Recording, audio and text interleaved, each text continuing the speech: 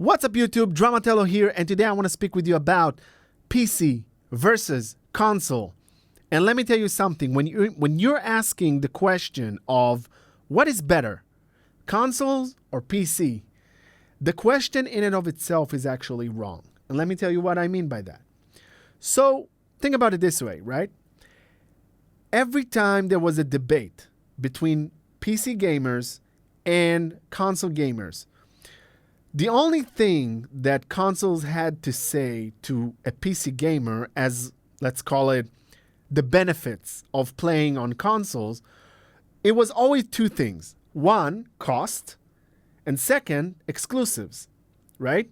Now, the thing about cost is when you're trying to really figure out what is worth it, you should really take into account years to come, right? You're buying something that you want to play for at least a few years, right? It's not like you're saying, I'm going to buy a device, whether it's a PC or a console, and you're going to say, well, I'm going to buy this device just for 1 year and then I'm quit gaming.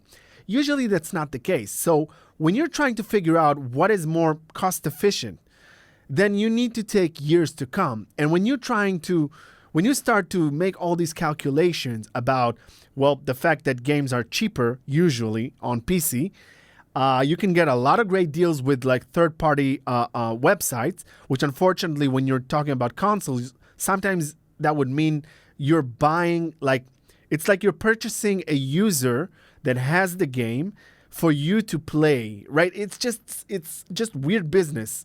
But when you're on PC, you're actually buying a serial, like a CD key, and you're taking that key and you put it into Steam and you have the game. Easy as that. And it's cheaper usually. So you take that into account. Also, you take into account the fact that to play most multiplayer games on console, you need to pay monthly fee for life to be able to play online, which is a weird thing in and of itself. But I actually don't want to repeat a lot of the videos that are already existing talking about this stuff. I'm actually here to talk with you about a specific aspect, which is the exclusives. So for a long, long while, console players would always say, hey, we have exclusives. We have God of War. We have Ghost of Tsushima. We have, on Xbox, I'm less familiar, but I can only imagine it's the Halo games, maybe Forza Horizon or whatever, all these types of games. And console players would always say, these are exclusive. PC don't have that. Well, first of all, you need to also understand that there are complete genres of games that are available to PC gamers and that are completely not available for console player. But let's put that aside. Here is the most amazing thing that I never, ever, ever thought that would ever happen, but it does happening. And that's pretty crazy to me. Not only does a lot of the, let's call it, the more desirable exclusives, which are usually the PlayStation ones, the God of War, the Horizon, all these games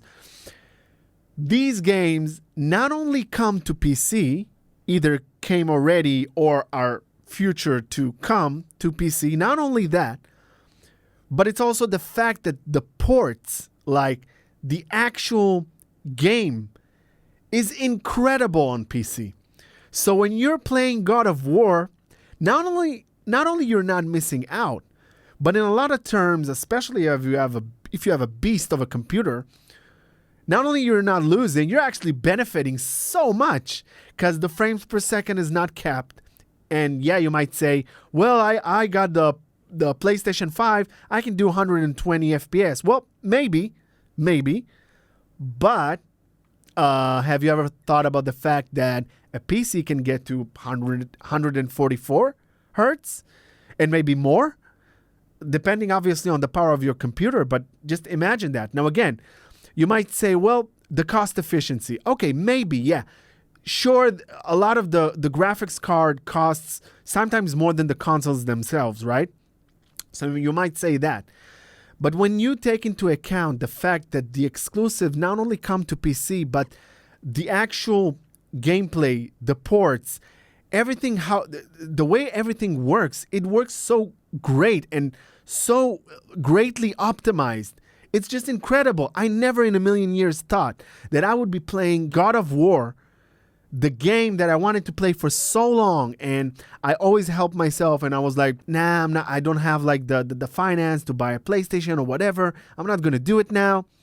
Eventually came to PC, and it's incredible. My computer is currently I'm rocking like RX 6700, and I have like 16 gigs RAM, and actually my CPU is pretty terrible. It's a Ryzen 5 1500X. Like it's not a beast of a computer. But I'm telling you guys, I am connecting even my TV, which only supports 68 FPS anyways, and I get to play that game. And not only that, I play with the DualSense, the actual PlayStation 5 controller, and I enjoy it so much, and I don't need the consoles for the console for it. So I'm not limited with all the limitations that are on the console world, and I get to play the game on PC. Now, there is one thing you can say. You might say, well, I've already played the God of War, and now I want to play the God of War Ragnarok.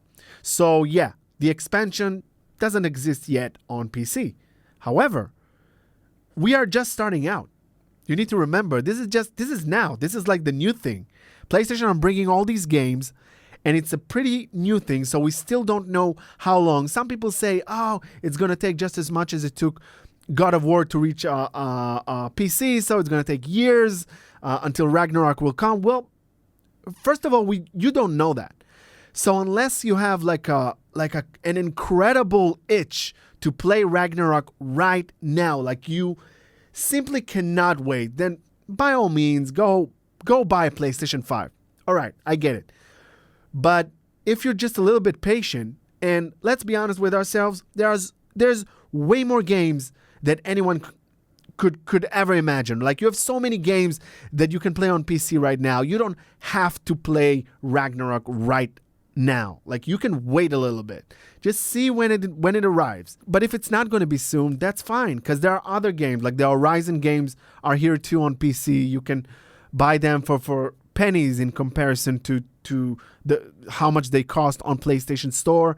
And you got so many other games, and the ports are really great. Like, everything is so well optimized. I'm actually very surprised. I actually did not think that this day would ever come. I really didn't think. And it came, and it's here. And I don't see any point in time where it was better to be a PC gamer, really. And look, I don't want to come out like I'm some kind of like PC master race. We are better than you, blah, blah, blah, blah. But let's face it, with the way things are going, I think that console, and also, by the way, the Xbox, you can have the Xbox PC Game Pass, right?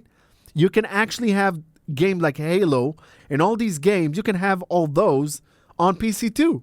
You get the PC Game Pass, and you can play the PlayStation games, and you get to play all the exclusives and games that are on PC that are not on console and probably never will. Like MMORPGs, like you got like games like New World. If you're into MMORPGs, I'm very fascinated about MMORPGs, and I haven't seen an MMORPG that does so great like New World. Like New World by Amazon is like one of the best MMORPGs I played lately.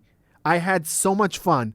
I might be on a little bit on a little break right now, but I think I'm going to come back to this game. And this game does not exist on console. You don't have that, not on Xbox, not on PlayStation. You can't play it.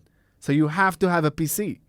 So this is basically what I tried to say, is that now it's just not a valid point to come and say we have the exclusive.